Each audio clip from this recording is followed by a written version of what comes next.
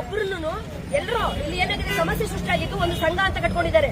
ಆ ಸಂಘದಲ್ಲಿ ಅದೇನೋ ಸೇವಾ ಸಂಘ ಇದೆ, ಸೇವೆ ಮಾಡ್ತಲ್ಲ ಬೋಳಿಸ್ತಾ ಇರೋದು ಇವನು ಈ ಹೆಸರಲ್ಲಿ ಪಾಪ ಎಷ್ಟು ಅಮಾಯಕ ಪುರೋಹಿತರನ್ನ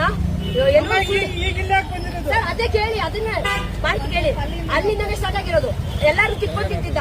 ಈ ವಿಷಯವಾಗಿ ನಮ್ಮ ಅಣ್ಣನ ರಾಜ್ಯಾಧ್ಯಕ್ಷರು ಇದ್ದಲ್ಲ, ಅವನು ಈ ಪ್ರಶ್ನೆ ಮಾಡಿದ್ದಕ್ಕೆ ಅವನನ್ನ ಕಿತ್ತಾಕಿ ನನ್ನ ಗಂಡನ ಹಂಗಾಮಿ ರಾಜ್ಯಾಧ್ಯಕ್ಷರ ಮಾಡ್ದ. ಅವನು ಬೇಡಪ್ಪ ನಿಮ್ ಸಹವಾಸ ನೀವು ಸರಿ ಇಲ್ಲ, ನಾ ಬರಲ್ಲ ಅಂದ ಒಂದೇ ಒಂದು ಕಾರಣಕ್ಕೆ. ಇವ್ನು ಹೇಳ್ದಂಗೆ ಕೇಳಲಿಲ್ಲ ಅಂದಿದ್ದಕ್ಕೆ ನನ್ನ ಬಗ್ಗೆ 8 ಹೆಣ್ಣು ಭ್ರೂಣ ಹತ್ಯೆಗಳನ್ನು ಮಾಡಿದೀನಿ ಅಂತ ಸುಳ್ಳು ಆರೋಪನ ಸೋಷಿಯಲ್ ಮೀಡಿಯಾದಲ್ಲಿ ಹರಿದು ಬಿಟ್ಟ. ಅದನ್ನ ನಾನು ಶಾಂತ ಚಿತ್ತದಿಂದ ಇವನೇನೋ ಮೂಲೆಯಲ್ಲಿ ಕೂತ್ಕೊಂಡು ಟೀನ್ ಅಂತ ಮಾತಾಡ, ನಾನ್ ಬಂದು ನೇರವಾಗಿ ಏನಪ್ಪ ನನ್ನ ಬಗ್ಗೆ ಹಿಂಗ್ ಮಾತಾಡಿದ್ಯಾ ಅಂತ ಕೇಳಕ್ ಬಂದ್ರೆ ಯಾವಳ ನೀನ್ ಕೇಳಕ್ ನನ್ನ ಅಂದ್ಬಿಟ್ಟು ಓಡ್ಬಿಟ್ಟ. ಹೋದ್ಮೇಲೆ ಪೊಲೀಸ್ ಅವ್ರನ್ನ ಕರ್ಕೊಂಡ್ ಬಂದ.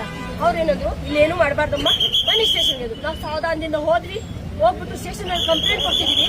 ಮತ್ತೊಂದು ಹೇಳ್ಬಿಟ್ಟವನೆ ಬಂದ್ರು, ಓಡ್ಬಿಟ್ರು ಪೊಲೀಸರು ಎತ್ತಾಕೊಂಡು ಹೋಗ್ಬಿಟ್ರು. ನೀವು ಕರೆಕ್ಟ್ ಆಗಿ ನಿಮ್ಮಪ್ಪನ ಪಕ್ಕದಲ್ಲೇ ಅಂತ ಕೇಳ್ತಾನಲ್ಲ ಈ ನಾಯಿ, ಇವನ್ನ ಚಿಂತೆ ಮಾಡ್ಬೇಕಂತಾನೆ ಬಂದಿದ್ದು. ನಾನು ನನ್ನ ಬಗ್ಗೆ ಮಾತಾಡಿದಾಗ್ಲೂ ನಾನು ಏನೋ ಹೋಗ್ಲಿ ಪಾಪ ಅಂತ ಸಮಾಧಾನದಿಂದ ಕೆಳಗೆ ಬಂದಿದ್ದೆ.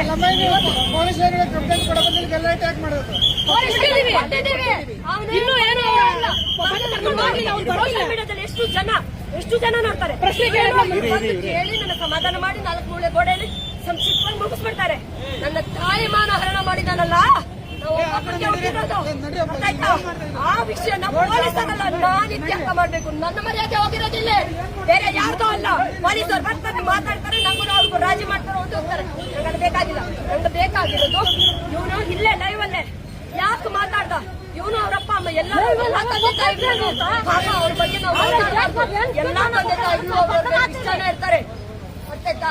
ನಾವು ನಮ್ಮ ತಂದೆ ತಾಯಿನ ಅಷ್ಟೇ ಪ್ರೀತಿ ಗೌರವ ಸಂಸ್ಕಾರಯುತವಾಗಿ ಕಲ್ಸಿರೋದಕ್ಕೆ ನಾವು ಶಾಂತ ಚಿತ್ತದಿಂದ ನಿನ್ನ ಅಂಗಡಿ ಬಂದೆ ಕೇಳಿದ್ರೆ ಅದಕ್ಕೆ ಉತ್ತರ ಕೊಡೋದು ಬಿಟ್ಬಿಟ್ಟು ಮತ್ತೆ ಇನ್ನೊಂದು ಇಜರಾ ಕೆಲಸ ಮಾಡ್ತೀಯ. ಮತ್ತೆ ಫೇಸ್ಬುಕ್ ಅಲ್ಲಿ ವಿಡಿಯೋ ಮಾಡಿ ಹಾಕ್ತಾರೆ ಅಂತ ನೀವು. ಹೌದು, ನಾವು ಅದನ್ನ ಬೇಡ ನಿಲ್ಲಿಸಿ ಅಂತ ಹೇಳಕ್ಕೆ ಬಂದಿತ್ತು. ಈ ತರ ಅವಮಾನ ಮಾಡಿ ಒಬ್ಬರಲ್ಲ ಇದ್ರಲ್ಲ ಸರ್, ಸೋಷಿಯಲ್ ನಾವು ಮಾಡೋ ಕೆಲಸ ಬಿಟ್ಟು ಎಲ್ರಿಗೂ ಇಲ್ಲ ನಾನು ಹಂಗಲ್ಲ ಉತ್ತರ ಮಾಡಕ್ಕಾಗುತ್ತಲ್ಲ. ನನಗೆ ನಾನು ಕಂಪ್ಲೇಂಟ್ 10 ದಿನ ಕಾತಿದ್ದೇನೆ ಸರ್, ಅವನ ಹತ್ರ ಮಾತಾಡಕ್ಕೆ 10 ದಿನ ಕಾತಿದ್ದೆ. ಶಾಂತಿ ಚಿತ್ತದಿಂದ ಬಂದು ಕೇಳಿದವ ಇಲ್ಲಮ್ಮ